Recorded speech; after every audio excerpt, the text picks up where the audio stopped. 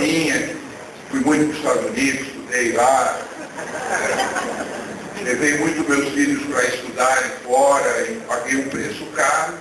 E como ela é uma líder sustentável, ela escolheu um lugar do mundo para morar, onde ela pudesse educar os filhos de uma maneira correta, e ela foi morar no Havaí.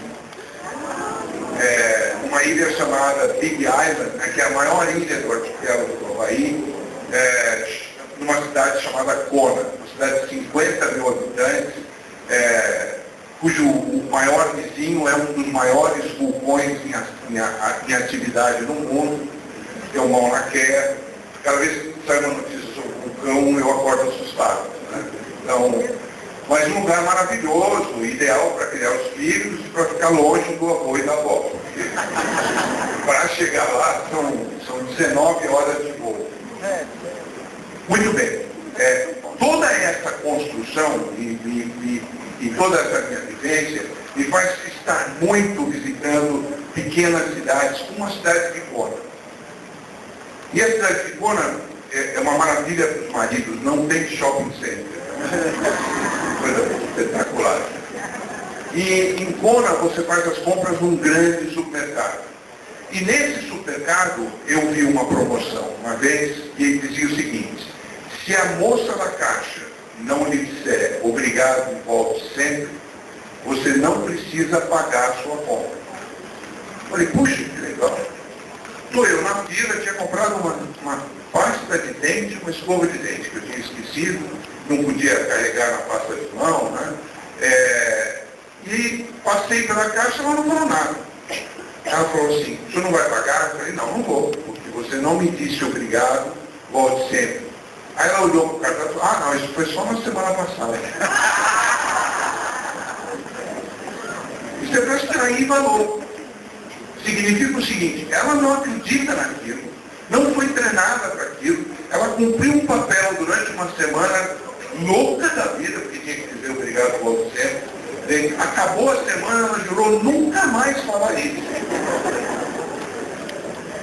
Então é assim, isso é o que é não ser econômico, não ser sustentável do ponto de vista econômico.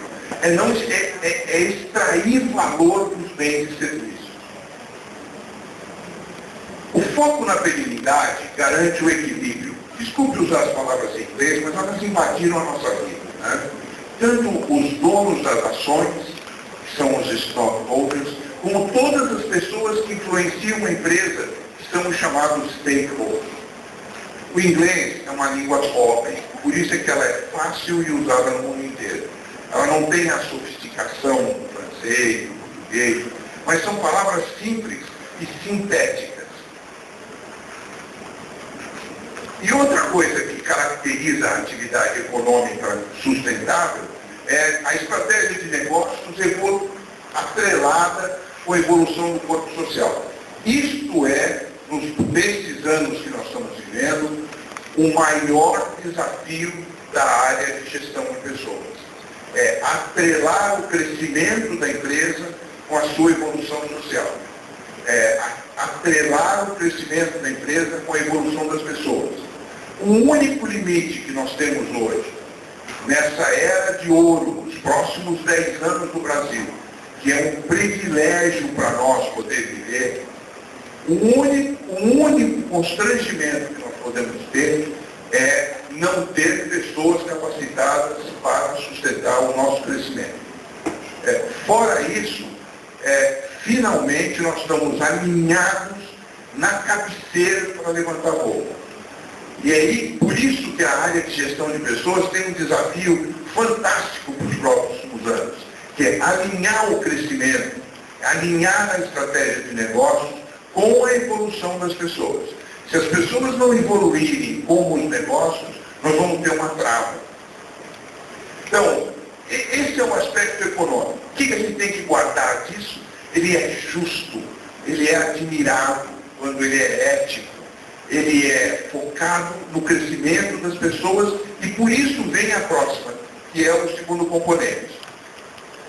Então, eu sou economicamente sustentável, agora eu tenho que ser socialmente sustentável. Para isso, eu tenho que ter um foco no crescimento das pessoas.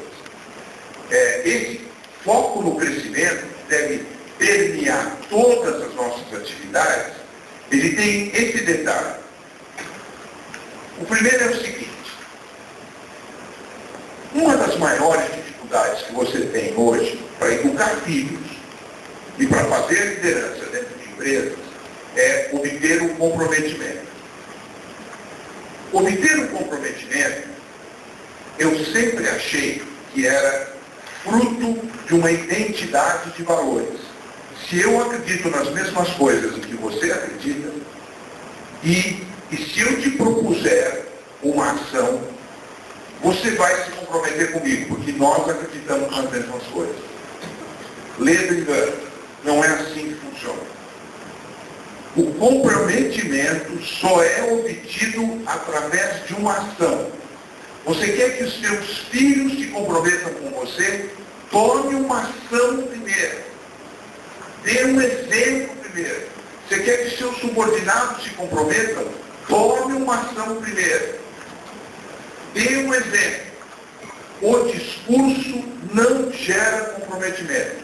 E agora eu tenho certeza absoluta disso, de tanto olhar os fatos da vida. O que gera comprometimento é uma ação, uma atitude. O discurso, ele estimula a pessoa a prestar atenção na sua proposta, mas não gera comprometimento. Ela fica esperando uma ação.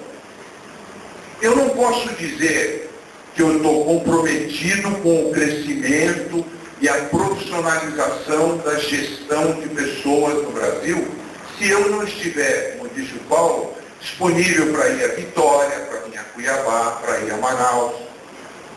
Porque eu tenho que, com a minha ação, gerar o comprometimento das pessoas. Não é só com o discurso. Mais um aspecto, tem que estar disponível. Para o líder, em qualquer situação, lembre-se, eu estou falando da liderança das coisas diárias. Estar disponível é uma arte. Tem pai e mãe que não conseguem estar disponível para seus filhos. Mas agora o papai está trabalhando, não, agora o papai está olhando os e-mails. É já vou, só estou terminando isso aqui. Agora a mamãe não pode. O estar disponível é um dos maiores sinais da liderança. Desconfie de chefe que tem uma agenda fechada. Desconfie. Isso não é liderança. Ouvir ativamente. Uma arte. Faça essa autoanálise se você sabe ouvir. Ouvir ativamente é ouvir interessado, é ouvir perguntando. Não é ouvir em AM e o cara falando em FM. Você já tirou ele da sua frente. Você já não está ouvindo mais. Não é o Isso não é ouvir ativamente. Ser íntegro. Uma das coisas mais difíceis na vida é a integridade. E ela é muito simples de explicar, é ser um só. Sabe quando você dá o maior sinal de falta de liderança e de hipocrisia? Quando você diz assim para um subordinado seu: eu, por mim, não faria isso, mas como sou seu chefe, eu tenho que fazer. Vou repetir: é hipócrita, incompetente e mentiroso. Eu, por mim, não faria isso, mas como sou seu chefe, sou obrigado a fazer. Você deu ao indivíduo com o qual você está conversando a opção de escolher com quem ele quer conversar. Você escuta, deixa eu falar com o outro. O que não quer, não o que quer. Eu entendi que você, por você, não quer me demitir, mas o outro quer. Eu não quero falar com o outro, quero falar com você. É hipócrita quem diz assim: eu por mim não te bateria, meu filho, mas como sou seu pai,